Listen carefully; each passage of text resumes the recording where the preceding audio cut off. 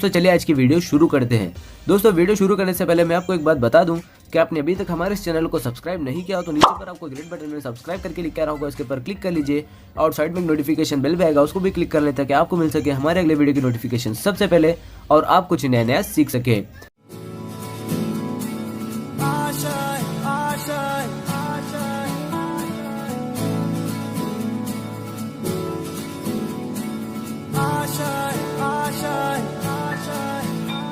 कुछ पाने की हो आस आस, कोई अरमा हो जो खास खास आशाएं, हर कोशिश में हो बार बार करे दरियाओं को आर पार आशाएं, तूफानों को चीर के मंजिलों को छीन ले आशाएं,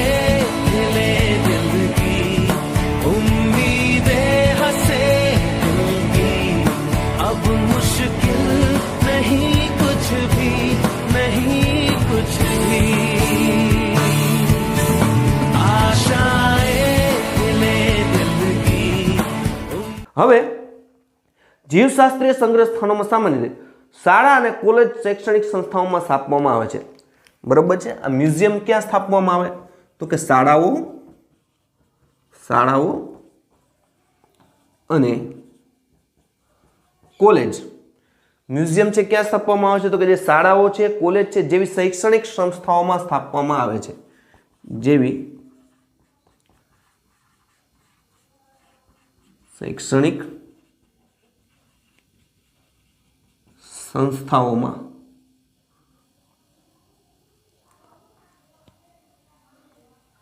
स्थापवामां आवे छे। तो आपणे जोईए के आ म्यूजियम क्यां होय तो के जे मोटा भागनी मोटी मोटी शाळाओ होय अथवा तो जे कॉलेज होय के जे शैक्षणिक संस्थाओ छे, आ शैक्षणिक संस्थाओमां अभ्यासना हेतुसर शा माटे के तेनो अभ्यास करवा माटे तो शाळाओ અને કોલેજોમાં શૈક્ષણિક જે સંસ્થાઓ છે એ શૈક્ષણિક સંસ્થાઓમાં શું કરવામાં આવે છે તેનો હવે મ્યુઝિયમ બનાવવામાં આવે છે। તો મ્યુઝિયમના નમૂના સાચવવા માટે અમુક વ્યવસ્થાઓ કરેલી છે। તો આપણે લખી કે મ્યુઝિયમમાં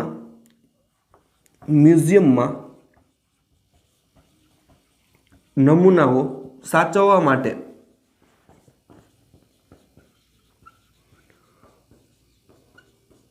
વ્યવસ્થા કઈ રીતે म्यूजियमनी अंदर आ जे मृत सजीवोना नमूना छे कई रीते उपयोग करवामां आवे तो पहला सौथी पहला आपणे जोईए क्यू छे संग्राहक द्रावण। सौथी पहलो आपणे जोईए के म्यूजियम में नमूनाओने साचववा माटे केनो उपयोग करवामां आवे छे संग्राहक द्रावण। शुं छे आ संग्राहक द्रावण बराबर छे। तो संग्राहक द्रावणमां शुं होय तो के नमूनाओने काचनी शीशीमां के बरણીમાં यथावत स्थितिमां રાખવામાં આવે છે। શું કરવામાં આવે કે નમૂનાઓને કાચની શીશી કે બરણીમાં યથાવત સ્થિતિમાં રાખવા માટે જે નમૂનાઓ છે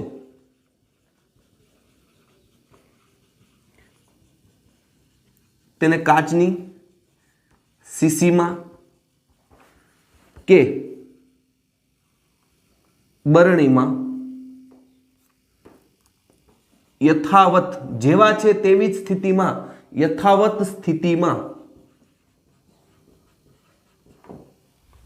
यथावत स्थिति में राखवा माटे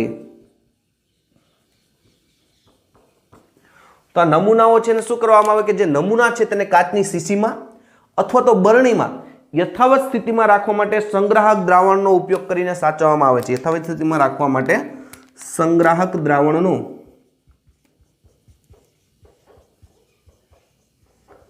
संग्राहक द्रावणनो उपयोग करीने साचववामां आवे छे।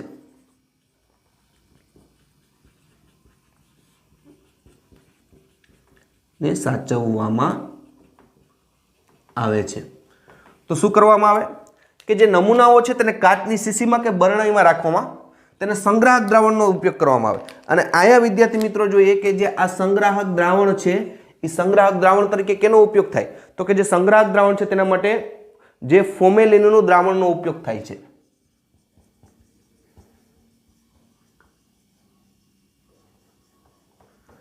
કેનો ઉપયોગ થાય ફોર્મેલિનનું દ્રાવણ।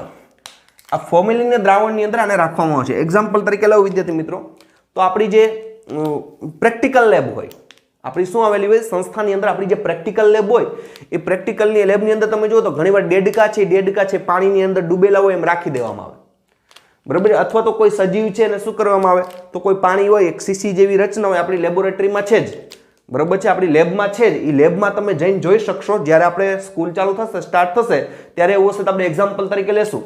એ લેબની અંદર તમે જે બોટલ હશે એ બોટલની અંદર દ્રાવણ ભરેલું હશે, પાણી જેવો ભાગ ભરેલો છે. એ પાણી છે એ શું છે તો કે સંગ્રાહક દ્રાવણ છે, તે ફોર્મેલિનનું દ્રાવણ છે. કયું દ્રાવણ છે? ફોર્મેલિનનું દ્રાવણ છે.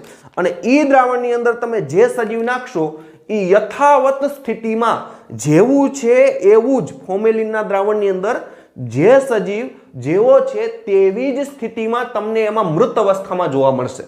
એટલે તમે સરળતાથી જોઈ શકો કે આ સજીવ છે એ કેવો હોય.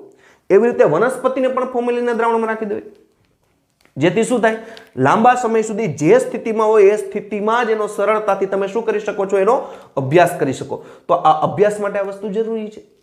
તો આપણે કહી શકીએ કે સંગ્રાહક દ્રાવણ એટલે તો કે નમૂનાઓ છે તેને કાચની શીશી કે બરણીમાં યથાવત સ્થિતિમાં રાખવા માટે શું કરવામાં આવે તો કે જેવા હોય એવી સ્થિતિમાં જ, જેવા મૃત અવસ્થા જેવું મરે ત્યારે એનું શરીર ન બગડે, એટલે કે ત્યારે ખવાઈ ન જાય શરીર, અને શરીર ખવાઈ ન જાય બગડી ન જાય એટલા માટે શું કરી દેવામાં આવે એ કાચની બરણી કે બોટલ હશે એની અંદર સંગ્રાહક દ્રાવણ નાખી દેવાનું.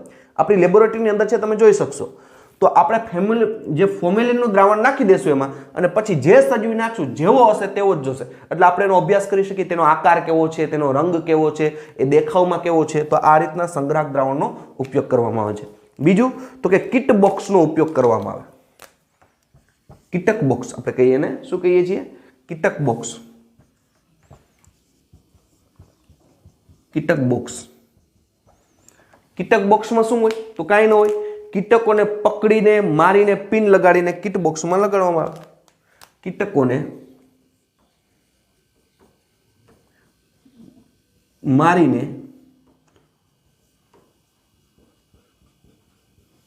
પિન લગાડીને શું કરવામાં આવે? કીટકોને પહેલા મારી નાખવામાં આવે. પછી એને કોઈ પણ માનો કે આપણે એક લઈએ એક્ઝામ્પલ તરીકે, માનો કે આપણે કોઈ આ એક બોટલ લીધી,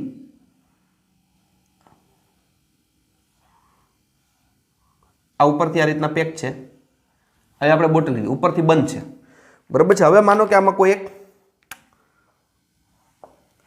આવું અંદર નાખેલું છે, એની સાથે કોઈ પણ કીટક હોય એ કીટકને મારી નાખવામાં આવે અને મારીને એને માનો કે અહીંયા આ રીતના પિન સાથે ચોંટાડી દેવામાં આવે, બરાબર છે. આ કીટક છે એને મારી નાખ્યું છે. કોઈ પણ એક કીટક લઈ, કીટક વર્ગમાં શું આવે તમને ખબર હોય, વંદાની બધા કીટક વર્ગમાં આવે. તો એને મારી નાખ્યું, પછી આની અંદર ધારો કે આ કોઈ લાકડા જેવી કોઈ પ્લેટ અંદર નાખી એની સાથે પિન મારીને કીટકને ચોંટાડી દીધું. હવે અહીંયા શું હોય, અહીંયા આપણે ખબર હોય સંગ્રાહક દ્રાવણ હોય, અહીંયા અંદર શું હોય, આ શું હશે? સંગ્રાહક દ્રાવણ. કયું દ્રાવણ? ફોર્મેલિનનું દ્રાવણ. અને ફોર્મેલિનનું દ્રાવણ અંદર હોય એટલે પરિણામે શું થાય કે આ ફોર્મેલિનનું દ્રાવણ અંદર છે એટલે તે કીટક જે અવસ્થામાં હશે તે જ અવસ્થામાં પૂરેપૂરો સ્વસ્થ રીતે રહેશે, બરોબર છે. તો આપણે જોઈએ કે જે અવસ્થામાં મારીને રાખ્યો છે એ જ અવસ્થામાં રહેશે, બગડશે નહીં. તો કીટક બોક્સમાં મારીને પિન લાગીને સચવવામાં આવે છે. હવે આપણે જોઈએ સ્ટફિંગ પદ્ધતિ. ત્રીજું કયું આવે? સ્ટફિંગ પદ્ધતિ. સ્ટફિંગ પદ્ધતિ શું છે પેલા તો આપણે એ ખબર પડવી જોઈએ. જેમ કે વિદ્યાર્થી મિત્રો આપણે ઘણા જૂના પિક્ચરો જોતા હોય, જૂના ફિલ્મો, જૂના મૂવીની અંદર તમે જોશો તો એના જે બંગલા હોય એ બંગલાની અંદર તમે જોશો એનું જે બેસવાનું આસન હોય અહીંયા મોટો મોટો સિંહ રાખેલો હોય. એ સિંહની ચામડી ઉપરની એવી જ હોય જેવો સિંહની ઓરિજિનલ ચામડી જ્યારે જીવંત અવસ્થામાં સિંહ હોય અને જેવી ચામડી હશે એવી જ ચામડી, એવો જ તમને જીવંત સિંહ જ લાગશે પણ મૃત હશે. તો આ મૃત થઈ ગયો છે સિંહ, છતાં પણ એ સજીવ જેવો જીવંત અવસ્થા જેવો જ લાગે છે. એની પાછળનું કારણ શું? તો એ છે એક પ્રકારની સ્ટફિંગ પદ્ધતિ છે. એક પ્રકારની શું છે? સ્ટફિંગ પદ્ધતિ દ્વારા એને સાચવવામાં આવે છે. તો આપણા મગજમાં થાય કે સ્ટફિંગ પદ્ધતિ એટલે શું? સ્ટફિંગ પદ્ધતિ એટલે બીજું કાંઈ નહીં.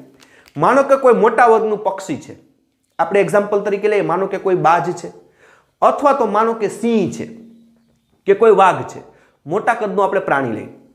હવે મોટા કદનું પ્રાણી છે, સિંહ છે કે વાઘ છે, તે મૃત્યુ પામી જાય. શું થઈ જાય? મૃત્યુ પામે. હવે મૃત્યુ પામે એટલે એના દેહધાર્મિક અંગો, દેહધાર્મિક અંગો એટલે કે એના શરીરના જે અંદરના અંગો છે, ધારો કે હૃદય, ફેફસા, કિડની, આ બધા ભાગોને કાઢી લેવામાં આવે. જ્યારે સિંહ કે વાઘ મૃત્યુ પામે, આપણે સિંહ વાઘનું ઉદાહરણ લઈએ કારણ કે આપણે સરળતાથી સમજી શકીએ. આવી રીતે પક્ષીઓ માટે પણ છે, એવું નથી સિંહ વાઘ માટે જ સ્ટફિંગ પદ્ધતિ વપરાય, પક્ષીઓ માટે પણ વપરાય. માનો કે કોઈ સિંહ છે અથવા તો કોઈ વાઘ છે, તેનું મૃત્યુ થઈ ગયું. હવે એનું મૃત્યુ થઈ જાય પછી એના દેહ ધાર્મિક અંગો છે ને દૂર કરી દેવામાં આવે. તો આપણા મગજમાં ક્વેશ્ચન થાય કે દેહ ધાર્મિક અંગ એટલે શું? જેમ કે એક્ઝામ્પલ તરીકે આપો એટલે તમે સમજી શકો. માનો કે મનુષ્યના દેહ ધાર્મિક અંગો ક્યાં ક્યાં? એટલે આંતરિક અંગો, શરીરના અંદરના અંગો, જેમ કે હૃદય, ફેફસા, કિડની, યકૃત, આ બધા શું કહેવાય? દેહ ધાર્મિક અંગો કહેવાય. કે આપણા શરીરની અંદર આવેલા અંગો છે, એટલે એને આપણે કેવા અંગો કહીએ? તો કે એને આપણે દેહ ધાર્મિક અંગો કહીએ. તો આ જે શરીરની અંદર જ્યારે કોઈ સિંહ કે વાઘ મૃત્યુ પામે ત્યારે મૃત્યુ પામશે, ત્યારબાદ એના જે દેહ ધાર્મિક અંગો છે એ દેહ ધાર્મિક અંગોને શું કરવામાં આવે? શરીરમાંથી કાઢી લેવામાં આવે. હવે દેહ ધાર્મિક અંગો કાઢે પણ એની ઉપરની જે ખાલ હોય, મતલબ કે ઉપરની જે ચામડી છે એ ચામડી યથાવત હોય. પછી શું કરે? એ દેહ ધાર્મિક અંગો કાઢીને તેમાં શું ભરી દે? કે કોઈ રૂ ભરી દે, અથવા તો તેની અંદર આપણે જોઈએ કે જેમ કે બીજું આપણે એક એક્ઝામ્પલ તરીકે લઈ શકીએ કે રૂ ભરે છે. આ ઉપરાંત બીજું આપણે જોઈએ કે જે વનસ્પતિનો ભૂકો હોય એ વનસ્પતિનો ભૂકો અંદર ભરી દઈએ, અને ભૂકો ભરી દે એટલે જેવા આકારનો સજીવ હતો એવા આકારનો સજીવ થઈ જાય. બરાબર છે? તો શું કરવામાં આવે? કે વનસ્પતિનો ભૂકો ભરી દે, એની અંદર રૂ ભરી દે. એ સજીવની અંદર પછી શું? દેહ ધાર્મિક અંગો દૂર થઈ જાય એટલે શું કરે? કે વનસ્પતિનો ભૂકો, રૂ, ઊન, આવું બધું એની અંદર ભરી દે, અને ભેગા ભેગું સંગ્રાહક દ્રાવણ ભરી દે. શું ભરી દે? સંગ્રાહક દ્રાવણનો પણ ઉપયોગ કરે. એટલે સંગ્રાહક ભરી દેવામાં, મતલબ કે સંગ્રાહક અંદર ભરી દેવામાં આવે, અને સંગ્રાહક અંદર ભરી દે એટલે ઈ સિંહ છે મૃત અવસ્થામાં દેહ ધાર્મિક અંગો દૂર થઈ ગયા, અને જેવો હશે તેવો જ તમને લાંબો સમય સુધી સચવાઈ રહેશે. એની ખાલ છે ઉપરની ખાલ ખવાશે નહીં, એવો ને એવો રહી શકશે. તો આ પદ્ધતિ એટલે શું થાય? સ્ટફિંગ પદ્ધતિ. બરાબર છે? આ પદ્ધતિને શું કહેવાય? સ્ટફિંગ પદ્ધતિ કહેવાય. તો સ્ટફિંગ પદ્ધતિમાં હવે તમને ખબર પડી ગયા છે શું છે. આપણે એમાં કંઈ લખવાની જરૂર નથી. તો કેમાં થાય? તો ખાલી એક શોર્ટમાં લખી છે કે પક્ષીઓ અને સસ્તન જેવા મોટા પ્રાણીઓના મૃતદેહને, પક્ષીઓ અને સસ્તન જેવા મોટા કદના પ્રાણીઓને શું કરવામાં આવે? તો પક્ષીઓ અને સસ્તન જેવા મોટા કદના પ્રાણીઓ છે, એ મોટા કદના પ્રાણીઓના મૃતદેહને એટલે ખબર પડી જશે, સંગ્રાહકો ભરીને તેને સાચવવામાં આવે છે. એટલે કે એના શરીરની અંદર એના દેહ ધાર્મિક અંગો છે, એ દેહ ધાર્મિક અંગોને પહેલા કાઢી લેવાના, અને પછી એની અંદર સંગ્રાહક તરીકે શું હોય? તો કે રૂ હોય, ઊન હોય, વનસ્પતિજન્ય ભૂકો હોય, ને એવી વનસ્પતિ હોય જેને ખાલને બગડવા ન દે. તો આ રીતના આ પદ્ધતિને શું કહેવાય? સ્ટફિંગ પદ્ધતિ તરીકે ઓળખવામાં આવે છે. તો મ્યુઝિયમમાં ક્યારેક પ્રાણીઓના કંકાલનો પણ સંગ્રહ થાય, યાદ રાખવાનું. તો મ્યુઝિયમમાં ક્યારેક શેનો સંગ્રહ થાય? તો કે પ્રાણીઓના કંકાલનો પણ સંગ્રહ થાય. તો જે પ્રાણીઓ છે પ્રાણીઓના કંકાલનો પણ સંગ્રહ કરવામાં આવે છે. આ ઉપરાંત વનસ્પતિના પ્રાણીઓના સૂકવેલા નમૂનાઓ સચવામાં આવે. ઘણી વખત આમાં શું હોય? મ્યુઝિયમની ભલે છે પ્રાણી મ્યુઝિયમ, પણ છતાં પણ વનસ્પતિ અને પ્રાણીઓના સૂકવેલા નમૂનાઓ પણ સાચવવામાં આવે. સૂકવેલા શબ્દ વાપરો છે, યાદ રાખજો. સૂકવેલા નમૂનાઓને પણ સાચવવામાં આવે છે. તો આ જે સૂકવેલા નમૂના છે વનસ્પતિ અને પ્રાણીઓના, એ સૂકવેલા નમૂનાને પણ કેની અંદર સાચવવામાં આવે છે? કે ભાઈ પ્રાણી સંગ્રહાલયની અંદર સાચવવામાં આવે છે. તો હવે જોઈએ તેની અંદર. એના પછી આપણે જોવાનું છે પ્રાણી ઉદ્યાન. બરાબર છે? શું જોવાનું છે? પ્રાણી ઉદ્યાન. એવું લાગે તો સ્ક્રીનશોટ પાડી લેજો. ખબર હોવી જોઈએ સંગ્રાહક દ્રાવણ શું છે એની ખબર હોવી જોઈએ, કીટક બોક્સ શું છે એની ખબર હોવી જોઈએ. સ્ટફિંગ પદ્ધતિ ખાસ આપણે નીટમાં જો આમાંથી કંઈ પૂછાય એવી શક્યતા હોય તો એક તો કદાચ આ એક્સ્ટ્રામાં પૂછે કે ભાઈ દ્રાવણ હોય તો દ્રાવણ શેનું હોય એ પૂછી શકે, અને બીજું કાં તો સ્ટફિંગ પદ્ધતિ પૂછી શકે. બરાબર છે? એટલે આ વસ્તુ ખાસ ધ્યાનમાં રાખવાની છે. તો એવું લાગે તો સ્ક્રીનશોટ પાડી લો. પછી આપણે આગળનો ટોપિક જોઈએ. કયો ટોપિક છે આપણો? તો લાસ્ટ વર્ગીકરણના સાધનોમાં શું જોવાનું છે? પ્રાણી ઉદ્યાન. શેનો અભ્યાસ કરવાનો છે? પ્રાણી ઉદ્યાન વિશે આપણે અભ્યાસ કરવાનો છે. તો આની પહેલા પણ મેં તમને વિદ્યાર્થી મિત્રો કીધું છે કે જો મ્યુઝિયમ શબ્દ આવે તો નિર્જીવ ઘટકોનો સંગ્રહ થાય, અને જો ઉદ્યાન શબ્દ આવશે તો આપને ખબર પડી જવી જોઈએ. જોયું છે ને? જુનાગઢની અંદર આપણે જાય તો આપણે જોઈએ કે પ્રાણી સંગ્રહાલયની મુલાકાત લઈએ આપણે, તો પ્રાણી સંગ્રહાલયની અંદર આપણે જીવંત સિંહ મળે હરતા ફરતા, પછી તો કે ભાઈ જીવંત વાંદરાઓ મળશે, રીંછ મળશે, જે પણ સજીવ મ્યુઝિયમની અંદર, સોરી વનસ્પતિ ઉદ્યાનની અંદર, જેને આપણે શું શબ્દ વાપરી છીએ, મ્યુઝિયમ, બરાબર, એવો શબ્દ વાપર્યો છે ને, પણ હકીકતમાં શું છે, પ્રાણી ઉદ્યાન કહી શકાય. તો આપણે જોઈએ એના પછીનો ટોપિક,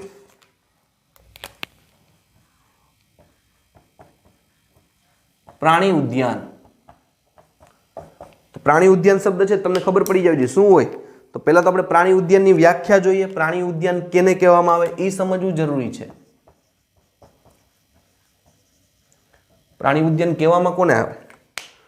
તો કે મનુષ્યની દેખરેખ હેઠળ સુરક્ષિત વાતાવરણમાં, મનુષ્યની દેખરેખ હેઠળ, મનુષ્યની દેખરેખ હેઠળ સુરક્ષિત વાતાવરણમાં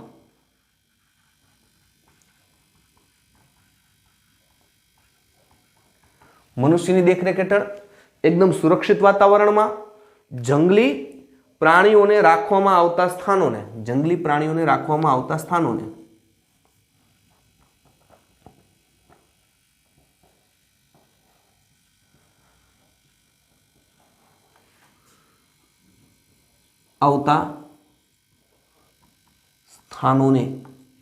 શું કહેવામાં આવે? બોલો જી. તો કે તેને કહેવામાં આવે છે પ્રાણી ઉદ્યાન. બરાબર છે. શું કહેવામાં આવે? તો કે પ્રાણી ઉદ્યાન કહે છે. તો હવે વિદ્યાર્થી મિત્રો આપણે પ્રાણી ઉદ્યાનનું ડેફિનેશન ખબર હોવી જોઈએ કે મનુષ્યની દેખરેખ હેઠળ. તો તમે ઝૂની મુલાકાત લ્યો, જુનાગઢ ઝૂની મુલાકાત લ્યો, તો અહીંયા સિંહ ને બધું શું હોય? તો કે સુરક્ષિત વાતાવરણમાં હોય. સુરક્ષિત વાતાવરણ શું કામ? કારણ કે પાંજરાની અંદર હોય. કેની અંદર હોય? પાંજરાની અંદર હોય. જેમ કે એક્ઝામ્પલ તરીકે લઈએ તો વાંદરો છે, વાંદરો ક્યાં હોય? પાંજરાની અંદર હોય. સિંહ છે તો સિંહ પણ કેની અંદર હોય? પાંજરાની અંદર હોય. તો એને સુરક્ષિત વાતાવરણ આપવામાં આવે. બરાબર છે. જેમ કે કોઈ પણ સજીવ હોય, રીંછ છે તો રીંછને ક્યાં? પાંજરાની અંદર. તો મનુષ્યની દેખરેખ હેઠળ હોય, કારણ કે એને પાંજરાની અંદર રાખ્યો છે, પણ એની ઉપર વોચ કોની હોય? મનુષ્યની હોય. જેમ કે આ કામ કરતા માણસો આપણે જોતા જ હોય કે સતત ત્યાં આટા ફેરા મારતા હોય, જોતા હોય, કોઈને કંઈ પ્રશ્ન નથી, અથવા તો આપણે જોઈએ કે તેને ખાવાનું ટાઈમે ટાઈમે આપતા હોય, એના ખોરાકનું ધ્યાન રાખતા હોય. તો મનુષ્યની દેખરેખ હેઠળ એકદમ કેવું વાતાવરણ બને છે ને સુરક્ષિત વાતાવરણમાં જંગલી પ્રાણીઓને રાખવામાં આવેલા સ્થાનોને શું કહેવાય? પ્રાણી ઉદ્યાન તરીકે ઓળખવામાં આવે છે. તો આવા સંગ્રહ સ્થાનોમાં આવેલા પ્રાણીઓ તેમની ખોરાકી આદતો તથા વર્તણૂક વિશે આપણે શીખવે. આપણે શું મળવામાં જાય? તો તેમની ખોરાકી આદતો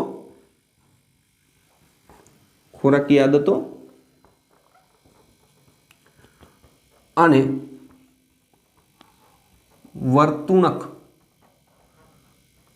વિશે આપને સમજાવે. બરાબર છે. તો જ્યારે પ્રાણી ઉદ્યાનની તમે મુલાકાત લ્યો તો આપને ખબર હોય કે જે પ્રાણી અહીંયા સાચવેલો છે એને કયા પ્રકારનો ખોરાક જોઈ એ પણ તમે અભ્યાસ કરી શકો, એ આપને શીખવે. બરાબર. સિંહ છે, સિંહને તમે ઘાસ નાખો તો ન હાલે. એને શું જોઈએ? તો કે માંસાહારી પ્રાણી છે, તો આપણે ખબર પડે કે ભાઈ સિંહને શું જોઈએ? માંસ જોઈએ. એ રીતના તમે જો પોપટ રાખ્યા હોય, કારણ કે પાંજરાની અંદર પક્ષીઓ પણ હોય, એ પણ સુરક્ષિત વાતાવરણમાં જ છે.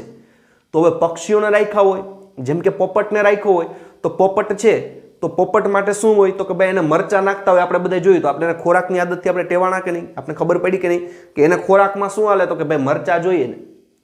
તો આ રીતના કોઈ પણ પ્રાણી કે જે પ્રાણી ઉદ્યાનની અંદર સાચવવામાં આવ્યો છે સુરક્ષિત વાતાવરણની અંદર, એની આપણે ખોરાકી આદતો વિશે ખબર પડે અને એની વર્તણૂકની પણ આપણે ખબર પડી જાય, એના વર્તનની પણ ખબર પડે કે એને કયા પ્રકારનું એટમોસ્ફિયર જોઈએ. એક્ઝામ્પલ તરીકે લઈએ, કોઈ વાંદરા રાખ્યા હોય તો વાંદરા રાખે, તમે આ જો ઝાડો રાખેલા હોય, વૃક્ષ રાખેલા હોય, કારણ કે એની વર્તન કેવું છે? એને ઝાડવા ઉપર ચડવા જોઈએ, ઉછળકૂદ કરવા જોઈએ, એટલે એને કેવું એટમોસ્ફિયર આપશે? એની અંદર તમે જોશો તો એને આ રીતના એટમોસ્ફિયર આપશે. પછી જ્યાં બગલા રાખ્યા હોય ત્યાં તમે જોશો કે બગલા રાખ્યા હોય ત્યાં પાણીનો કુંડ ભરેલો હોય. શું કામ? કારણ કે બગલા છે ને શું જોઈએ? પાણીની આદત હોય. એવી રીતે મગર હોય તો મગર હોય ત્યાં પાણીનો કુંડ રાખ્યો હોય. કારણ કે આપણી એના વર્તનથી પરિચિત થઈએ છીએ, આપણે શીખવે છે કે ખોરાક શું ખાય, તેને કેવી આદત છે, જેને એને જેવી આદત હશે, જેવો ખોરાક જશે એવું વાતાવરણ પૂરું પાડવામાં આવે છે. તો આપણે જોઈએ કે પ્રાણી સંગ્રહાલયોમાં રાખવામાં આવતા બધા જ પ્રાણીઓને પ્રારંભિક નિવાસસ્થાનો જેવી જ અનુકૂળતા પૂરી પાડવામાં આવે. બરાબર છે. આપણે શોર્ટમાં લખી કે પ્રારંભિક નિવાસસ્થાન જેવી જ અનુકૂળતા પૂરી પાડવામાં આવશે. પ્રારંભિક નિવાસસ્થાન જેવી જ અનુકૂળતા પૂરી પાડવામાં આવે. શું કરે કે પ્રારંભિક નિવાસસ્થાન, પ્રારંભિક નિવાસસ્થાન એટલે કે જે વાતાવરણમાંથી એને લઈ આવ્યા આવીશું અને અત્યારે એને પાંજરાની અંદર રાખશું તો એને જેવું પેલા જેવું જ એટમોસ્ફિયર આપવામાં આવે, પેલા જેવું જ વાતાવરણ આપવામાં આવશે. એક્ઝામ્પલ તરીકે હમણાં જ મેં જોયું વર્તણૂક વિશે વાત કરી ત્યારે કે માનો કે કોઈ બંદર છે, કોઈ વાંદરો છે, તો વાંદરાને તમે પાંજરામાં પૂરો ને એમને કઈ રાખશો નહીં, ગૂંચવાઈ જશે. કારણ કે એનું શું જોઈએ, એને પેલા જેવું નિવાસસ્થાન આપવું પડે કે તમે વૃક્ષની ડાળીઓ રાખી દો, જાજી મોટી મોટા વૃક્ષો રાખો, એની અંદર આમ જુદી જુદી જગ્યાએ, એટલે શું ઉછળકૂદ કર્યા કરે, એટલે એને પેલા જેવું જ વાતાવરણ એને મળી જશે. એવી રીતના મગર હોય તો મગરમાં તમે પાણીનો કુંડ જ ન રાખો ને ખાલી એમનો મગર બહાર રાખો તો લાંબો ટાઈમ જીવી ન શકે. કારણ કે મગરને પાણીની અંદર રહેવા જોઈએ. તો એના માટે શું કરે, તો પ્રારંભિક નિવાસસ્થાન જ્યાંથી સજીવ ઉપાડવામાં આવ્યો હોય છે ફરીથી એને પાંજરાની અંદર લઈ આવવામાં આવે તો જ્યાંથી લીધો છે એવું જ વાતાવરણ એને પૂરું પાડવામાં આવે જેથી તે લાંબો સમય રહી શકે. બીજું તો બાળકોને ઉદ્યાનની મુલાકાત લેવી ગમે છે. સામાન્ય રીતે એને પ્રાણી સંગ્રહાલય કહેવામાં આવે છે. મોટા ભાગે એને શું કહેવામાં આવે, પ્રાણી ઉદ્યાનને પ્રાણી સંગ્રહાલય કહેવામાં આવે. મોટા ભાગે એને કહેવામાં શું આવે છે, જેને આપણે ઝૂ તરીકે ઓળખીએ છીએ. બરાબર છે, ઝૂ આપણે જોયું જ હોય, ગોલમાલ 2 ને ગોલમાલ રિટર્ન ને, બરાબર, એમાં બધા પિક્ચરમાં આવે જ છે. ધમાલ 2, સોરી કયું છે, ધમાલ 2, એની અંદર પ્રાણી સંગ્રહાલય આવે છે. તો આ રીતના ઝૂની અંદર જે બાળકોને મુલાકાત લેવી ગમે છે કારણ કે જુદા જુદા પ્રાણીઓ મળે છે, એની ખોરાકની આદત કેવી છે, એ ઉપરાંત એનું વર્તન કેવું હોય, એનાથી બાળકો પરિચિત થઈ શકે અને બાળકોને પણ પ્રાણી ઉદ્યાનની મુલાકાત લેવી ગમે છે. તો વિદ્યાર્થી મિત્રો, અહીંયા આપણે વર્ગીકરણના સાધનોમાં વનસ્પતિ સંગ્રહાલય, પ્રાણી ઉદ્યાન, પ્રાણી સંગ્રહાલય, સોરી વનસ્પતિ સંગ્રહાલય, વનસ્પતિ ઉદ્યાન, પ્રાણી સંગ્રહાલય અને પ્રાણી ઉદ્યાનની વિશે ચર્ચા પૂરી કરી. હવે આપણે જોઈએ ઓળખ વિધિ. બરાબર છે, એટલે કે આઈડેન્ટિફિકેશન કી. બરાબર છે, હવે આપણે કેની વાત કરશું, ઓળખ વિધિ વિશે ચર્ચા કરીએ કે ઓળખ વિધિ તરીકે શું કહેવામાં આવે છે, કેને ઓળખ વિધિ કહેવામાં આવે છે. તો આપણે જોઈએ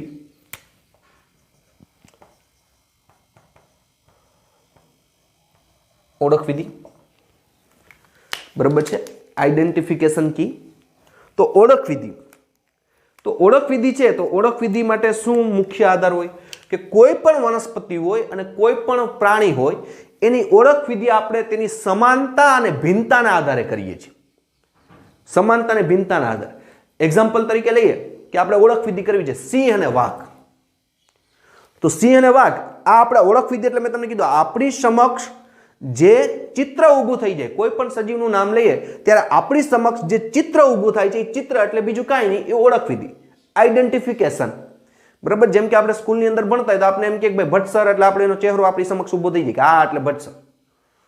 બરાબર છે, અથવા તો આપણે બીજા કોઈ સાહેબનું કહીએ અથવા કોઈ આપણું મિત્ર સર્કલ હોય, આપણે કોઈ પણ નામ લઈએ તો એ નામથી આપણે એને ઓળખતા એટલે આપણો એની સામે ચહેરો ઊભો થઈ જાય કે એનો ચહેરો આવો છે. આ શું છે, ઓળખ વિધિ. પણ હવે વિદ્યાર્થી મિત્રો આપણે વનસ્પતિ અને પ્રાણીઓની જો ઓળખ વિધિની વાત કરીએ તો ઓળખ વિધિ કેના આધારે હોય, તો કે સમાનતા અને ભિન્નતાના આધારે. એક એક્ઝામ્પલ તરીકે લઈએ, માનો કે સિંહ અને વાઘ. તો સિંહ અને વાઘ છે તો પહેલા તો આપણે એને ઓળખ વિધિ કરીએ તો પહેલા તો એની સમાનતા જોઈએ. સમાનતા શું, બે ચાર પગે ચાલે છે. બીજું, બેના કદ લગભગ સરખા છે. ત્રીજું તો કે બે શક્તિશાળી પણ છે. ચોથું તો કે બે ક્યારે જંગલમાં પણ ગયા છે. આ બધીની સમાનતા થઈ. કેવા છે, તો કે બે માંસાહારી છે. હવે એની ભિન્નતા વિશે પણ આપણા મગજમાં હોય કે સિંહ છે એને કેવી હોય, તો કે ભાઈ ચામડી જેવો રંગ હોય એના શરીરનો. જ્યારે વાઘ તો કે એના શરીર ઉપર પટ્ટા પટ્ટા હોય બ્લેક. આ બે વચ્ચે ભિન્નતા છે.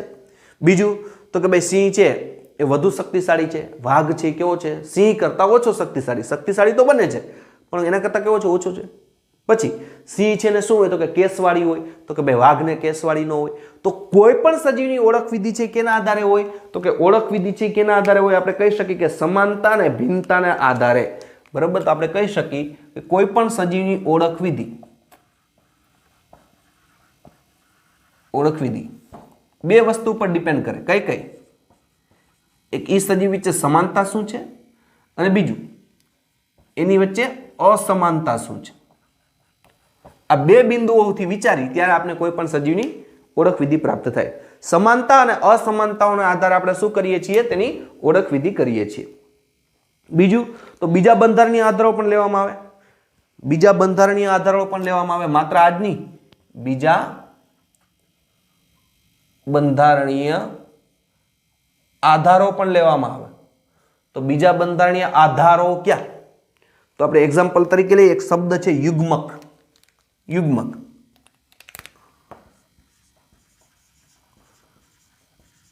બરાબર છે, યુગ્મક, જેને બીજું કહેવામાં આવે છે કપલેટ.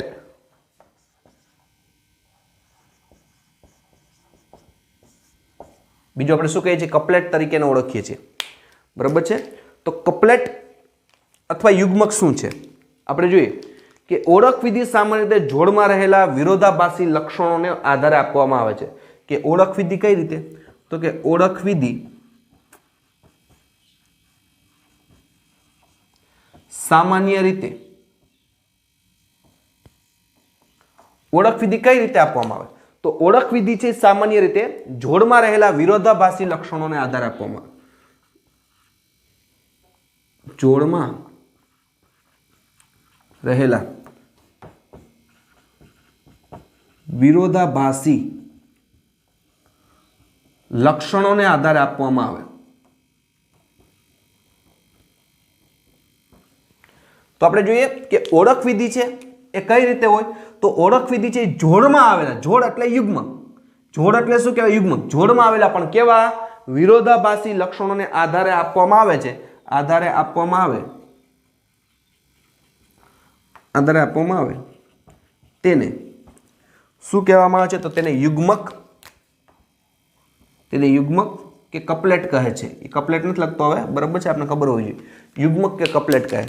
કઈ રીતે? આપણા મગજમાં ક્વેશ્ચન થવો જ જોઈએ. બરાબર છે. તો અહીંયા આપણે કીધું કે જોડમાં રહેલા વિરોધાભાસી લક્ષણોને આધારે તેને ઓળખ વિધિ કરવામાં આવે, એને યુગ્મક કહેવાય. યુગ્મક કેને કહેવાય?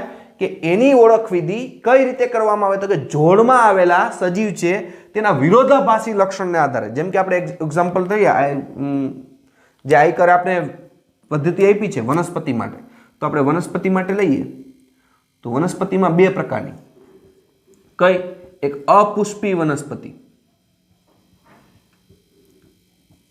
અને બીજું તો કે સપુષ્પી વનસ્પતિ. તો જો આને યુગ્મક કહેવાય, કારણ કે આની ઓળખ વિધિ કઈ રીતે છે? તો જોડમાં આવેલા, યુગ્મક છે, બે છે તો વનસ્પતિ, તો જોડમાં આવેલા, પણ વિરોધાભાસી લક્ષણ છે. શું? તો કે એવી વનસ્પતિ કે જે પુષ્પ ધરાવતી નથી અને એવી વનસ્પતિ કે જે પુષ્પ ધરાવે છે. તો આ બે વિરોધાભાસી લક્ષણ થયા કે નહીં? બોલો જી, વિરોધાભાસી લક્ષણ થયા કે નહીં? તો યુગ્મક અથવા તો કપલેટનો મતલબ શું થાય? કે એવી ઓળખ વિધિ કે જે સામાન્ય રીતે કોઈ પણ સજીવ જે જોડમાં આવેલા છે, કેવા આવેલા હોય? જોડમાં આવેલા હોય, અને જોડમાં આવેલા વિરોધાભાસી લક્ષણોને આધારે એને ઓળખવામાં આવે, એને યુગ્મક કહેવાય, કપલેટ કહેવાય. તો જોડમાં આવેલા છે, કારણ કે એકની જ વાત કરી, કેની? તો કે વનસ્પતિની જ વાત કરી, એટલે જોડમાં થઈ ગયા, એટલે યુગ્મક થઈ ગયું. પણ વિરોધાભાસી લક્ષણો છે. ક્યાં વિરોધાભાસી લક્ષણો છે? તો કે અપુષ્પી વનસ્પતિ અને સપુષ્પી. એવી વનસ્પતિ કે જેમાં પુષ્પ ઉગે છે અને એવી ઉગતી નથી, એટલે અપુષ્પી વનસ્પતિ, અને એવી વનસ્પતિ કે જેમાં પુષ્પ ઉગે છે એટલે એને કહેવામાં આવે સપુષ્પી વનસ્પતિ. તો આ શું કહેવાય? આને યુગ્મક કહેવાય, કપલેટ કહેવાય. તો આ વિરોધાભાસી વિકલ્પો વચ્ચે પસંદગી રજૂ થાય. આ વિરોધાભાસી વિકલ્પો વચ્ચે શું થાય? પસંદગી ઊભી થાય. આપણે લખી વિરોધાભાસી લક્ષણ વચ્ચે ભાષી લક્ષણો વચ્ચે શું થાય? તો કે પસંદગી ઊભી થાય. શું પસંદગી ઊભી થાય? પસંદગી થાય. કઈ રીતે પસંદગી ઊભી થાય? તો કે એના પરિણામે કોઈ એક વિકલ્પ સ્વીકાર્ય હોય. આ પસંદગીને કારણે શું થાય? તો કે એક વિકલ્પ સ્વીકાર્ય હોય, એક વિકલ્પ સ્વીકાર્ય હોય અને બીજો વિકલ્પ અસ્વીકાર્ય હોય. બીજો વિકલ્પ અસ્વીકાર્ય હોય. તો જ્યારે આવા વિરોધાભાસી લક્ષણોની વાત કરવામાં આવે કે સપુષ્પી વનસ્પતિ અને અપુષ્પી વનસ્પતિ. અપુષ્પી વનસ્પતિ એટલે કે જે પુષ્પ ધરાવતી નથી, સપુષ્પી વનસ્પતિ એટલે કે જે પુષ્પ ધરાવે છે. તો આવા જ્યારે ત્યારે આપણી પાસે શું રહે કે જ્યારે વિરોધાભાસી લક્ષણો હોય ત્યારે આપણી પાસે શું રહે તો કે પસંદગી હોય. આપણી પાસે શું હોય? પસંદગી હોય. આમાંથી કોઈ આપણે એક વિકલ્પ સ્વીકારશું. શું? તો કે આપણે કેનો અભ્યાસ કરવો? તો કે ભાઈ સપુષ્પી વનસ્પતિનો કરવો છે. તો આપણી પાસે એક વિકલ્પ કેવો છે? સ્વીકાર્ય છે. જ્યારે બીજો વિકલ્પ અપુષ્પી વનસ્પતિમાં આપણે રસ નથી એટલે આપણે એને શું કરી દેશું? અસ્વીકાર કરશું. તો હવે જો આપણી પાસે પસંદગી આવી ગઈ કે ન આવી ગઈ તો ચાવીમાં રહેલા દરેક જાહેર નિરૂપણને માર્ગદર્શિકા કહેવાય. આને શું કહેવાય? ચાવીમાં રહેલા, એટલે ઓળખ વિધિની ચાવીમાં રહેલા દરેક નિરૂપણને માર્ગદર્શિકા કહેવાય. જો આ વિદ્યાર્થી મિત્રો શબ્દ સમજવાના છે, ગોખશો તો કોઈ દિવસ યાદ નહીં રહે. બરાબર છે? તો આપણી પાસે ચાવી હતી. શું ઓળખ વિધિની ચાવી હતી? તો કે યુગ્મક પ્રકારની કપલેટ. તો આ ઓળખ વિધિમાં શું હોય? તો કે આપણી પાસે બે પ્રકારના હોય, જોડમાં રહેલા, વિરોધાભાસી. આ જોડમાં રહેલા છે, બે વનસ્પતિ જ છે એટલે જોડમાં રહેલા. પણ વિરોધાભાસી લક્ષણો છે. શું વિરોધાભાસી છે? એક અપુષ્પી વનસ્પતિ છે, એક સપુષ્પી વનસ્પતિ છે. તો આ બે વિરોધાભાસી લક્ષણો થયા. હવે એમાંથી એક સ્વીકાર્ય બને કે આપણે કેનો અભ્યાસ કરવો છે? તો કે ભાઈ સપુષ્પી વનસ્પતિનો કરવો છે. તો આપણે અપુષ્પી વનસ્પતિને દૂર કરી દેશું. તો આપણે જે ચાવીમાં નિરૂપણ થયું, શું નિરૂપણ થયું? કે તમારે અપુષ્પી વનસ્પતિનો અભ્યાસ કરવો છે કે સપુષ્પી વનસ્પતિનો અભ્યાસ કરવો છે. તો આ આપણા માટે માર્ગદર્શિકા થઈ કે નહીં? એટલે ચાવીમાં રહેલા દરેક નિરૂપણને, અહીંયા આપણે કયું નિરૂપણ કર્યું? અપુષ્પી વનસ્પતિ અને સપુષ્પી વનસ્પતિ. તો દરેક નિરૂપણને શું કહેવાય? માર્ગદર્શિકા કહેવાય. કે આપણે બધું ફફરવાની જરૂર નથી. આપણે કેનો અભ્યાસ કરવો છે આ વિરોધાભાસી લક્ષણમાંથી? તો કે આપણે સપુષ્પી વનસ્પતિનો અભ્યાસ કરવો. તો એ આપણા માટે માર્ગદર્શિકા થઈ કે નહીં? હવે આપણે એને જ ફફરવાનું રહી. તો આ રીતના ચાવીમાં રહેલા દરેક શું કહેવામાં આવે છે? તો કે તેને માર્ગદર્શિકા તરીકે તેને ઓળખવામાં આવે છે. હવે વિદ્યાર્થી મિત્રો આપણી બુક્સની અંદર નથી, પણ આપણે એક વસ્તુ એક્સ્ટ્રા લેવી છે અહીંયા નીટ માટે, કે લીડ કોને કહેવામાં આવે? કયો શબ્દ? લીડ. લીડનો મતલબ સામાન્ય શબ્દ આપણે ખબર હોવી જોઈએ. લીડનો વિદ્યાર્થી મિત્રો આપણે સામાન્ય શબ્દ શું કરવી? કે કોઈ પણ વસ્તુ આપણે આગળ નીકળી જાય એને લીડ કહીએ. મેચ રમતા હોય, બરાબર છે? મેચ રમતા હોય તો સામેવાળી ટીમે 50 રન કર્યા તો એની પાછળની જે ટીમ રમતી હતી એને 100 રન કરી દીધા, 50 રનની લીડ થઈ ગઈ. તો લીડનો મતલબ અહીંયા રન નથી કરવાનો, પણ લીડનો મતલબ કંઈક એવો જ થશે. કઈ રીતના હમણાં આપણે જોઈએ. લીડ કેને કહેવામાં આવે? તો કે કેપલેટની દરેક વિગતને લીડ કહેવામાં આવે. હવે આપણે સમજવાનું છે. કપલેટની દરેક વિગતને, એ લખું છું, કપલેટની દરેક વિગતને લીડ કહેવામાં આવે છે.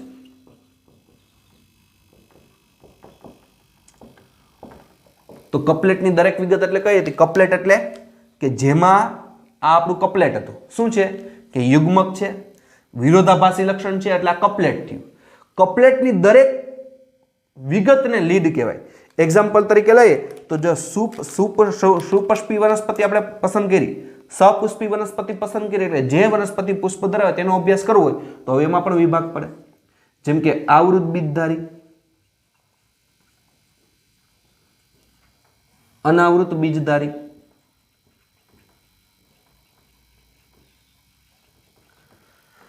તો આ પાછું વિભાગ પડ્યો. કઈ? તો કે સપુષ્પી વનસ્પતિમાં પણ બે પ્રકાર પડ્યા. શું? આવૃત બીજધારી વનસ્પતિ, અનાવૃત બીજધારી વનસ્પતિ. વળી આવૃત બીજધારી હોય તો એમાં વળી પાછું દ્વિદળી, એકદળી વનસ્પતિ. તો આ રીતના કે કપલેટની અંદર જે આગળ માહિતી મળતી જશે આ બધાને લીડ કહેવાય. આ મેં તમને જે બ્લેક કલરથી દોરીને બતાવ્યું એ બધી લીડ કહેવાય. હવે ધારો કે આવૃત બીજધારી વનસ્પતિ હોય તેમાં પછી દ્વિદળી, એકદળી આવતું, એ બધાને લીડ કહેવાય. આગળ એના વિભાગ પડતા જાય. તો આ રીતના લીડ કેને કહેવાય? આપણે નીટ માટે યાદ રાખવાનું છે. તો જો અહીંયા પણ આગળ નીકળ્યું કે નહીં એટલે એને લીડ કીધું. કે કપલેટની દરેક વિગતને લીડ કહેવાય. પણ પહેલા આપણે કપલેટ એટલે ખબર પડવી જોઈએ. યુગ્મક. કપલેટ એટલે યુગ્મક. બરોબર છે? તો હવે કપલેટની દરેક વિગત, આ કપલેટ થયું. મેં તમને જે આપણે ગ્રીન વનથી બતાવ્યું છે કપલેટ થયું. એની નીચે મેં જે માહિતી મળી એમાં પછી સપુષ્પી વનસ્પતિમાં કેનો અભ્યાસ કરવો? તમારે આવૃત બીજધારીનો કરવો, અનાવૃત બીજધારીનો કરવો કે બધીનો કરવો તો પણ કરી શકાય. તો આ બધી કપલેટની જે વિગત છે આ બધી કપલેટની વિગત કહેવાય. એને શું કહેવામાં આવે છે? તો કે લીડ તરીકે ઓળખવામાં આવે છે. તો સરખા લક્ષણો અને વિરોધા લક્ષણોને કપલેટ અને લીડથી અલગ તારી શકાય છે. બરોબર? સરખા લક્ષણો અને વિરોધી લક્ષણોને કપલેટ અને લીડથી અલગ તારવી શકાય. યાદ રાખવાનું. સરખા લક્ષણો અને વિરોધાભાસી લક્ષણો ને કપલેટ અને લીડથી અલગ તારવી શકાય. કઈ રીતે? આ પણ આપણે ખબર પડવી જોઈએ કે જે સરખા લક્ષણો છે, સરખા લક્ષણો અને બીજા ક્યાં તો કે વિરોધાભાસી લક્ષણો છે, એને આપણે કપલેટ કે લીડથી અલગ તારવી શકીએ. તો સરખા લક્ષણો ક્યાં તો કે બે વનસ્પતિ છે એ સરખા લક્ષણો. વિરોધાભાસી લક્ષણ ક્યાં તો કે એક અપુષ્પી વનસ્પતિ હતી, એક સપુષ્પી વનસ્પતિ હતી. તો જો કપલેટથી આપણે બેને અલગ તારવા કે નહીં, સરખું કે બે વનસ્પતિ છે એ સરખું, પણ વિરોધાભાસી શું તો કે એકમાં અપુષ્પી છે, એક વનસ્પતિ પુષ્પ ધરાવતી નથી, અને એક છે એ સપુષ્પી વનસ્પતિ છે, એક વનસ્પતિ છે એ પુષ્પ ધરાવે છે. તો સરખા અને વિરોધી એ કપલેટ દ્વારા અલગ તરાય કે નહીં? તો એ રીતના લીડ દ્વારા અલગ તરાય. તો કપલેટની નીચેની માહિતી છે એને લીડ કહેવાય. લીડ દ્વારા કઈ રીતે? તો વનસ્પતિ તો બે સપુષ્પી છે, બરાબર છે કે આ વનસ્પતિ સપુષ્પી છે, આવૃત બીજધારી એ પણ સપુષ્પી છે, એમાં પણ પુષ્પ આવે, અને અનાવૃત બીજધારી વનસ્પતિ છે એમાં પણ પુષ્પો આવશે. આ તમારે આગળ આવશે ચેપ્ટર નંબર 3 ની અંદર, બરાબર છે. તો આવૃત બીજધારી વનસ્પતિ છે એ સપુષ્પી છે, અનાવૃત બીજધારી છે એ સપુષ્પી છે. તો બેના લક્ષણો સરખા તારવા કે નહીં? તો સરખા લક્ષણો આવ્યા છે, બે સપુષ્પી.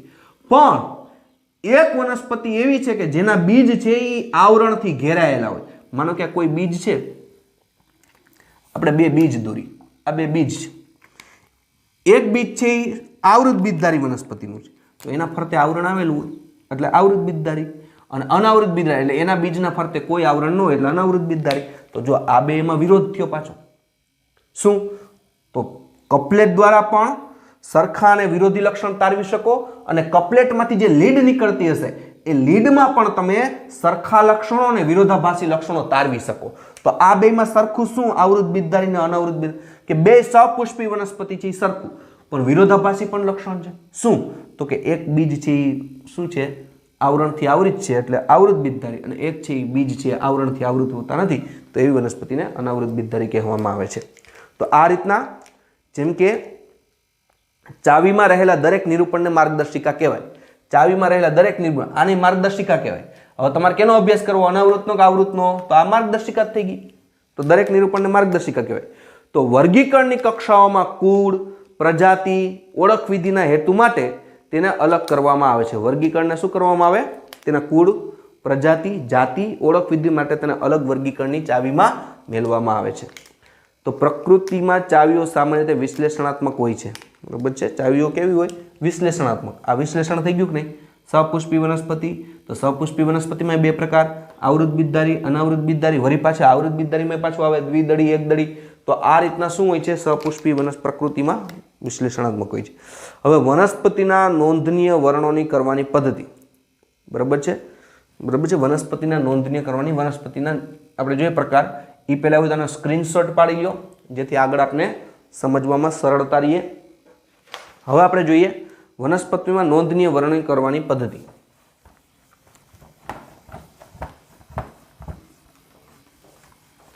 જોઈએ તેમાં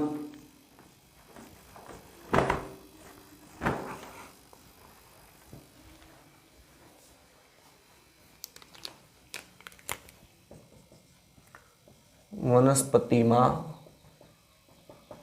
નોંધનીય વર્ણન કરવાની પદ્ધતિ. આપણી બુકમાં બહુ શોર્ટમાં આપ્યું છે કે આપણે કીધું છે કે વનસ્પતિની યાદી કરવામાં આવે, પછી તો કે પરિચય પુસ્તિકા હોય, લઘુ પુસ્તિકા હોય, અને પદ્ધતિસરની સૂચિઓ હોય. આપણે ક્રમ બાય ક્રમ લેતા જઈએ, કઈ રીતના આપણે જોવાનું છે જોઈએ.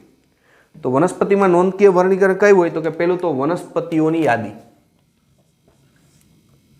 વનસ્પતિઓની યાદી જેને આપણે ફ્લોરા તરીકે ઓળખીએ છીએ. ક્યાં તરીકે ઓળખીએ? ફ્લોરા. હમણાં કહું ફ્લોરા કેને કહેવાય. બીજી વસ્તુ આપણે જોવાની છે એની અંદર, તે છે જેમ કે પરિચય પુસ્તિકા, જેને મેન્યુઅલ્સ કહેવામાં આવે છે. પરિચય પુસ્તિકા, બરાબર, જેને શું કહેવામાં આવે? તો કે મેન્યુઅલ્સ.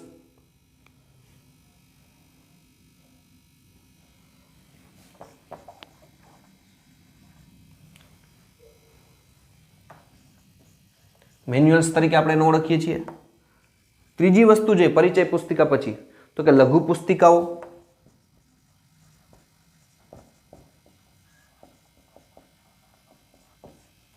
લઘુ પુસ્તિકાઓ જેને આપણે કહીએ છીએ તો કે મોનોગ્રાફ્સ.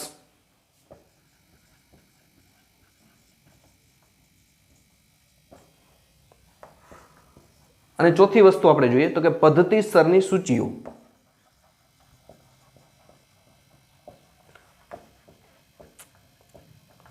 આટલી વસ્તુથી આપણે વનસ્પતિનું નોંધનીય વર્ણન કરવામાં આવે તો પહેલો પ્રશ્ન આપણા મગજની અંદર થવો જોઈએ કે વનસ્પતિઓની યાદી ફ્લોરા એટલે શું? વનસ્પતિઓની યાદી અથવા એને શું કહેવામાં ફ્લોરા. તો ફ્લોરા શબ્દથી આપણે પરિચિત હોવા જોઈએ. નીટમાં પૂછે કે ફ્લોરાનો મતલબ સમજાવો અથવા તો આપેલી લાઇનિંગ હોય પછી એને કહેવામાં આવે શું કહેવામાં આવે તો આપેલ વિસ્તારમાં વનસ્પતિઓનું કુદરતી નિવાસસ્થાન અને વિતરણનો વાસ્તવિક અહેવાલ. આપેલ વિસ્તારમાં સમજી હમણાં આપણે કઈ રીતે કોઈ પણ એક વિસ્તાર હોય આપેલ વિસ્તારમાં આપણે જોઈએ કે વનસ્પતિઓનું કુદરતી નિવાસસ્થાન વનસ્પતિઓનું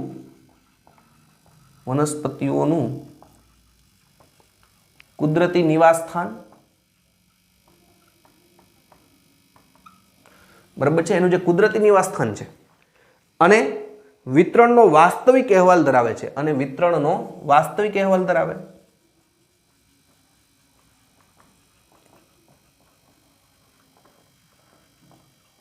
વિતરણનો વાસ્તવિક અહેવાલ ધરાવે તે વનસ્પતિની યાદી જેને ફ્લોરા કહેવામાં આવે અને આ યાદીમાં ચોક્કસ વિસ્તારમાં જોવા મળતી વનસ્પતિઓની જાતિનો નિર્દેશ હોય. આ યાદીમાં શું હોય તો કે આ યાદીમાં ચોક્કસ વિસ્તારમાં જોવા મળતી વનસ્પતિની જાતિનું નિરૂપણ હોય. તો અહીંયા શું થાય ફ્લોરા કેને કહેવામાં આવે કે કોઈ પણ એક વિસ્તાર આપેલો વિસ્તાર એનું જે કુદરતી નિવાસસ્થાન છે એક્ઝામ્પલ તરીકે લઈએ તો ભાઈ કેસર કેરી બરાબર છે મેંગો ટ્રી. કેસર કેરી આપણે જે કહીએ છીએ એ કેસર કેરીનું કુદરતી નિવાસસ્થાન ક્યાં છે તો કે એનું કુદરતી નિવાસસ્થાન છે ગીર વિસ્તાર બરાબર છે. જેમ કે આકોલવાડી છે પછી તાલાળા છે આ બધા એને કહેવાય કે કુદરતી નિવાસસ્થાન કહેવાય. તો ગીર વિસ્તારની અંદર કેસર કેરી છે એનું કુદરતી નિવાસસ્થાન છે. તો એનું વિતરણ પણ જો જે કેસર કેરી છે ત્યાં થશે એ બીજા વિસ્તારની અંદર થશે નહીં કારણ કે એનું કેવું સ્થાન છે કુદરતી નિવાસસ્થાન છે. અને આ ફ્લોરા વનસ્પતિની યાદી અથવા ફ્લોરામાં શું હોય કે જે તે વિસ્તારમાં ચોક્કસ વિસ્તારમાં જોવા મળતી વનસ્પતિનું જાતિનું જ નિરૂપણ હોય. વનસ્પતિઓની યાદી અથવા ફ્લોરામાં શું હોય કે ચોક્કસ વિસ્તારમાં જોવા મળતી વનસ્પતિની યાદી હોય પછી એમાં બીજી યાદી ન હોય. દાખલા તરીકે આપણે ગીર વિસ્તાર લઈએ તો ગીર વિસ્તારમાં આપણે કેસર કેરી હોય તો બીજી વનસ્પતિઓ પણ હોય ને. તો ચોક્કસ વિસ્તાર કયો વિસ્તાર થયો તો કે ગીર વિસ્તાર. તો આ ચોક્કસ વિસ્તારની અંદર ચોક્કસ જાતિનું જ નિરૂપણ હોય. કઈ હોય તો કે અહીંયા જ હોય. અહીંયા પછી કઈ સફરજનના વૃક્ષનું માહિતી ન હોય એપલના વૃક્ષની જાતિનું નિરૂપણ ન હોય કારણ કે એ વિસ્તારની અંદર થતી નથી. શબ્દ યાદ રાખવાનો કુદરતી નિવાસસ્થાન બરાબર છે. જેવી રીતના નહીં કે કેસર તો કેસર છે કેસર આપણે જોતા હોય કેસર આપણે જે બહુ કિંમતી હોય એ કેસર છે એ ક્યાં મળે તો કે એનું કુદરતી નિવાસસ્થાન કયું તો કે જમ્મુ એન્ડ કાશ્મીર. એ કેસરનું કુદરતી નિવાસસ્થાન છે ત્યાં થાય. હવે જ્યારે તમે જમ્મુ અને કાશ્મીરની વનસ્પતિની યાદી કરતા હોય તો એમાં કેસર જ આવે એમાં પછી મેંગો ટ્રી ન આવે બરાબર કારણ કે અહીંયા આંબાના વૃક્ષ ન થાય. તો અહીંયા મતલબ ખબર પડી જાય છે વનસ્પતિની યાદી અથવા ફ્લોરા એટલે શું તો આપેલ વિસ્તારમાં વનસ્પતિનું કેવું નિવાસસ્થાન અમુક શબ્દ યાદ રાખવાના તો કે કુદરતી નિવાસસ્થાન હોય અને ત્યાં વિતરણનો અહેવાલ હોય અને આ યાદીમાં ચોક્કસ વિસ્તારમાં કોઈ પરમેનન્ટ ચોક્કસ એક નિશ્ચિત વિસ્તારમાં જોવા મળતી વનસ્પતિની યાદીનું લિસ્ટ હોય અને વનસ્પતિની યાદી અથવા ફ્લોરા કહેવાય. હવે પરિચય પુસ્તિકા એટલે તો આવું આપણે જોઈએ દાખલા તરીકે આવી માર્ગદર્શિકા કઈ કઈ હોય તો એના માટે નિર્દેશિકા flora of India flora British એવું નામ આપેલું હોય. એક્ઝામ્પલ તરીકે લઈએ flora of India flora of British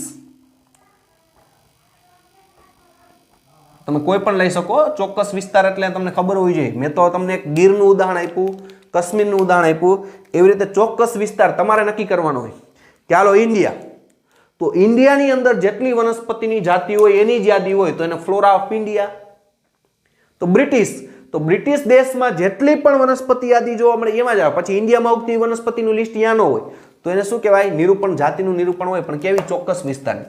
પછી તમે ઇન્ડિયાની અંદર પણ જો તો કોઈ એક રાજ્ય લઈ લો તો કે ભાઈ ગુજરાત રાજ્યની અંદર કયા કયા વનસ્પતિ જોવા મળે, તો એ ફ્લોરા ઓફ ગુજરાત. તો આ રીતના તમે શું કહી શકો? વનસ્પતિની યાદી લઈ શકો. પરિચય પુસ્તિકા એટલે શું? તો કે જે તે વિસ્તારમાં જોવા મળતી જાતિના નામની ઓળખ. જે તે વિસ્તારમાં જોવા મળતી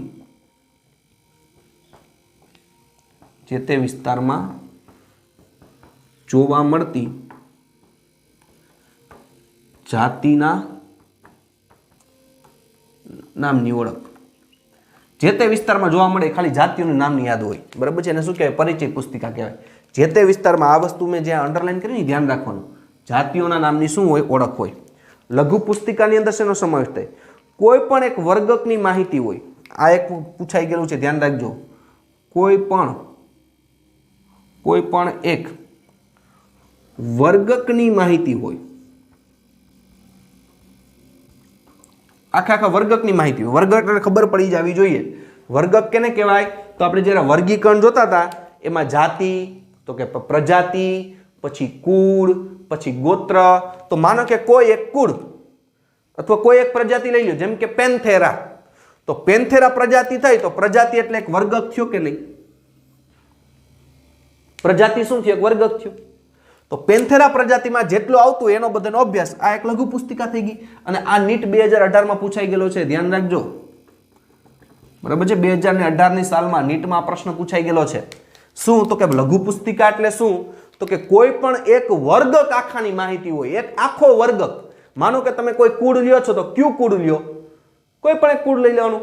એ એક કુળની તમામ માહિતીનો સંગ્રહ, એટલે એ શું થયું? એક જ કુળ હોય, એમાં બીજું ન હોય.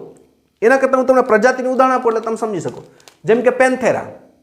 તો પેન્થેરા પ્રજાતિની અંદર જેટલી જાતિઓ આવતો એનો પણ એટલે એક જ પર્ટિક્યુલર પ્રજાતિ. કઈ? તો કે પેન્થેરા. તો એક જ વર્ગકની માહિતી મેળવી નહીં. એ પેન્થેરા પ્રજાતિમાં જે પણ આવતું હશે એ બધાનો અભ્યાસ. તો આવી એને શું કહેવાય? લઘુ પુસ્તિકા કહેવાય. મોનોગ્રાફ. મોનો એટલે કોઈ એક. મોનો એટલે યાદ રાખવાનું શું? કોઈ એક. મોનો એટલે એક થાય. કોઈ એક વર્ગકની માહિતી હોય એટલે એને શું કહેવાય? લઘુ પુસ્તિકા કહેવાય. બરાબર છે? હવે આપણે જે પદ્ધતિસરની સૂચિઓ યાદ હોવી જોઈએ કોઈ પણ હોય. તો એક જ પુસ્તકમાં જુદા જુદા વર્ગોની માહિતી થાય તેવા લક્ષણો.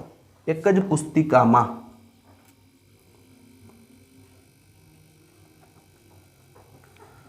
જુદા જુદા વર્ગકોની માહિતી એક જ પુસ્તકમાં શું હોય? જુદા જુદા વર્ગકોને મદદરૂપ થાય.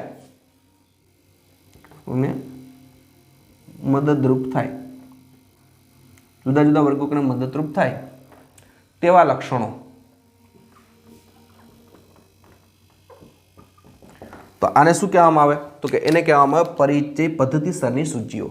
તો પુસ્તક એક જ છે પણ એમાં જુદા જુદા વર્ગકની, બરાબર, અમુક કુળની માહિતી હોય તો કુળમાંથી બીજું ગોત્રની પણ માહિતી હોય, જુદા જુદા પ્રજાતિઓની માહિતી હોય, જુદા જુદા વર્ગકોની. હવે તમને વર્ગકનો મતલબ ખબર પડી જવી જોઈએ, બરાબર છે? તો આવું બધું નીટમાં પૂછાય કે આપણે પરિચય પુસ્તિકામાં કેનો સમાવેશ થાય? તો કે જે તે વિસ્તારની જોવા મળતી ખાલી જાતિઓના નામ હોય, જે તે કોઈ એક ચોક્કસ વિસ્તારમાં. ફ્લોરા એટલે શું એ પણ ખબર પડવી જોઈએ. પછી લઘુ પુસ્તિકા કે તેમાં કોઈ પણ એક વર્ગકની માહિતી હોય. પછી કોઈ કુળની હોય તો ભલે, કોઈ એક પ્રજાતિની હોય તો ભલે, કોઈ પણ એક વર્ગકની શું હોય? માહિતી હોય. પદ્ધતિસરની સૂચિ એટલે કે એક જ પુસ્તિકામાં જુદા જુદા વર્ગકની માહિતી હોય, અલગ અલગ વર્ગકોની મદદ હોય એવા લક્ષણો જોવા મળે અને પરિચય પદ્ધતિસરની સૂચિઓ કહેવામાં આવે છે. તો વિદ્યાર્થી મિત્રો, અહીંયા આપણે ઓલરેડી ચેપ્ટર નંબર 1 સંપૂર્ણ પૂરું કરીએ છીએ. અહીંયા હજી કહું છું વિદ્યાર્થી મિત્રો, ઇઝી છે એટલે એવું ન માનવું કે નીટની અંદર આમાંથી ન હોય. નીટની અંદર પણ આમાંથી પ્રશ્નો પૂછાય છે. પણ હા, એ વાત છે, આપને અમુક વસ્તુ ડિટેલમાં ન આપી હોય તો આપણે ડિટેલમાં જોઈ લેવાની. અને તમારી બુક્સની અંદર આ શબ્દ આડા આવડા હશે, બરાબર? તમારી બુકની અંદર પહેલા આ બધા નામ આપી દીધા હશે, પછી પાછળ એમ લખ્યું છે કે કેને લઘુ પુસ્તિકા કહેવાય, પણ આપણે સાથે જ આપી દીધું છે. એટલે જોવામાં સરળતા રહે એ રીતના તમારો અભ્યાસ કરવાનો છે. અને સાથે સાથે જ્યાં પણ આપને એવું લાગે પહેલા ચેપ્ટરની અંદર ઇઝી છે તો આપણે બને એટલો પ્રયત્ન કરવાનો કે એની એનસીઆરટીની જે લાઇનિંગ છે બધી ક્લિયર હોવી જોઈએ આપણા મગજમાં, સમજીને, ગોખીને નહીં. બરાબર. જેમ કે આપણે કહીએ કે લીડ શબ્દ આવે એટલે આપણે ખબર હોવી જોઈએ કપલેટની દરેક માહિતીને લીડ કહેવાય. તો કપલેટ કેને કહેવાય એની વિશે પણ આપણે ખબર હોવી જોઈએ. ગોખીને નહીં, સમજીને કરવાનું છે. તો પહેલું ચેપ્ટર અહીંયા આપણે પૂરું કરી છીએ. હવે વિદ્યાર્થી મિત્રો નેક્સ્ટ લેક્ચરની અંદર આપણે ચેપ્ટર નંબર 2 સ્ટાર્ટ કરશું. તો આ લેક્ચર અહીં સુધી રાખી છીએ. આઈ હોપ, હું અપેક્ષા રાખું છું કે તમને આ ચેપ્ટરની અંદર પણ બીજા ચેપ્ટરની જેમ મજા જ આવી હશે અને સમજવાનો પણ આનંદ લીધો હશે. તો ઓકે વિદ્યાર્થી મિત્રો, થેન્ક યુ.